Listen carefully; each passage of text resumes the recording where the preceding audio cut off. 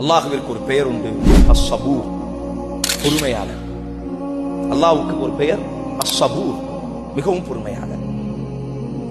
அல்லாஹ்வின் தூதர் ஸல்லல்லாஹு அலைஹி வஸல்லம் ஸஹீஹுல் புகாரி, அல்லாஹ்விற்கு குழந்தைகள் உண்டு என்று சொல்லும் பொழுதும் கூட அந்த அல்லாஹ்விற்கு குழந்தைகள் இருக்கிறார்கள் என்று சொல்பவர்களுக்கும் கூட அல்லாஹ் உணவளிக்கிறானே, அவனை விட ஒரு சிறந்த பொறுமையாளியை உலகத்தில் பெற்றுக் கொள்ள முடியாது.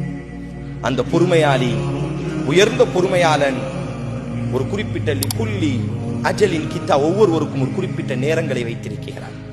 வலா தஹ்ஸபன்னல்லாஹ காஃபிலன் அம்மா யஅமலுன்.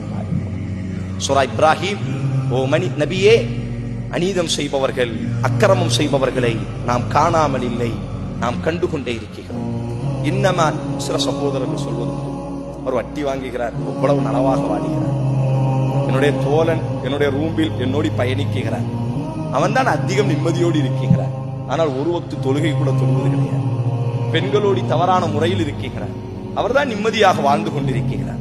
ஹலாலை பல சகோதரிகள் சொல்வதுண்டு, நாங்கள் ஹிஜாபை பேணுகிறோம், நாங்கள் உம்ரா செய்கிறோம், நாங்கள் ஹஜ்ஜி செய்கிறோம், நாங்கள் ஒவ்வொரு நேர தொழுகையையும் அல்லாஹ்வுக்காக நேரம் தவறாமல் தொழுகிறோம், ஆனால் அல்லாஹ் எங்களை காயப்படுத்துகிறார், அல்லாஹ் எங்களை கஷ்டப்படுத்துகிறார். ஆனால் இனி ஒரு சமூகத்தை பாருங்கள், எவ்வளவு அநீதம் செய்கிறார்கள், அக்கிரமம் செய்கிறார்கள், அல்லாஹ்வினுடைய கட்டளைக்கு மாறு செய்கிறார்கள், நிம்மதியாக வாழுகிறார்கள். இல்லை, வலா தஹ்ஸபன்னல்லாஹ காஃபிலன் அம்மா யஅமலுன் ஸாலிஹூன்.